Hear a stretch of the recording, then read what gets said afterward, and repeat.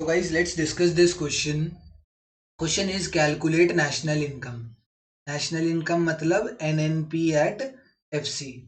NNP at FC की value निकालनी है एंड अगर मैं कंपोनेंट्स को ध्यान से देखूं तो मुझे पता लगेगा कि दिस इज एक्सपेंडिचर मेथड।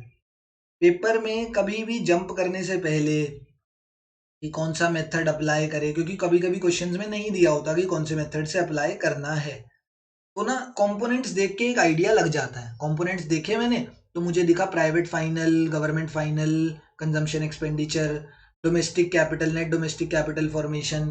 तो ये सब चीजें देख के मुझे पता लग गया कि ये एक्सपेंडिचर मेथड का क्वेश्चन है।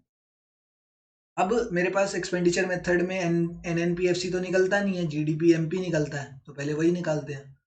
तो हो जाएगा private final consumption expenditure plus government final consumption expenditure plus gross domestic capital formation हमें यहाँ पर चाहिए होता है प्लस नेट एक्सपोर्ट्स। अब एक बारी ना इसी की बात करते हैं, क्योंकि यहाँ पे क्वेश्चन में अजीब सा दे रखा है, इधर बात करते हैं इसकी। ठीक है, तो ग्रॉस डोमेस्टिक कैपिटल फॉर्मेशन हमें निकालना होता है एंड यहाँ पर दे रखा है net domestic fixed capital formation. ठीक है, यहाँ पर हमें दे दिया net domestic fixed capital formation. क्या दे दिया? Net domestic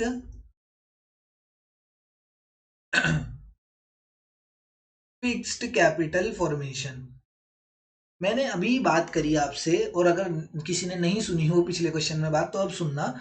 net domestic fixed capital formation में अगर अब फिक्स्ड दे रखा है, फिक्स्ड को अगर हमें चेंज करना है तो हम इसमें मतलब फिक्स्ड अगर अब ये वर्ड को हमें हटाना है तो हमें चेंज इन स्टॉक को ऐड करना पड़ेगा, तब वो हो जाएगा। तो अब ये बन गया नेट डोमेस्टिक कैपिटल फॉर्मेशन जब मैंने चेंज इन स्टॉक ऐड कर दिया। बट हमें नेट भी नहीं चाहिए, हमें तो क्या चाहिए? ग्रॉस चाहिए। तो नेट से ग्रॉस पे जाने के लिए हम क्या करते हैं? डेप्रीसिएशन को ऐड कर देते हैं। तो जब इन तीनों चीजों को मैं ऐड करूंगा तब जाके मेरी ग्रॉस डोमेस्टिक कैपिटल फॉर्मेशन की वैल्यू आएगी। तो यही निकाल लेते हैं ग्रॉस डोमेस्टिक कैपिटल फॉर्मेशन। तो net domestic fixed capital formation तो मुझे दे दिया क्वेश्चन में 100। चेंज इन स्टॉक भी मुझे क्वेश्चन में दे दिया कितना? 20।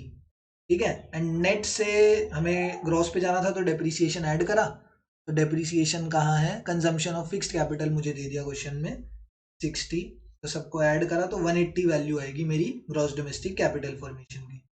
अब निकालते हैं, आगे क्वेश्चन करते हैं जीडीपी एमपी की value. GDP MP is equals to private final consumption expenditure 500, government final consumption expenditure 200, gross domestic capital formation इन सबको ऐड करके आया तो कितना आया? 180। एंड नेट एक्सपोर्ट्स कितना दे रखा है क्वेश्चन में? Net exports is 40। सबको ऐड करो तो हो जाएगा 700, 880, 920 is the value of GDP at MP. But हमें ये नहीं चाहिए, हमें तो चाहिए एनएनपी एट एफसी।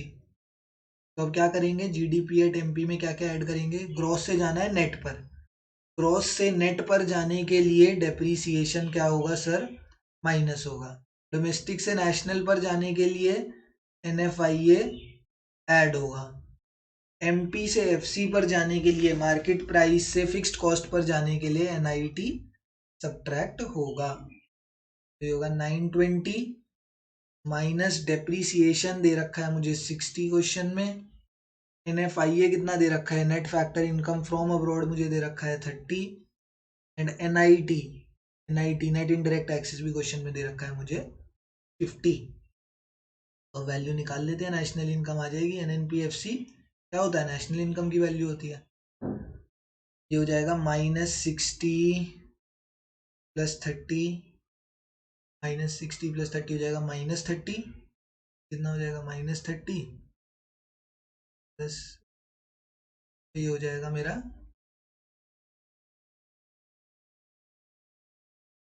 यहाँ पर आ गया -80। एंड नेशनल इनकम कितनी आ जाएगी?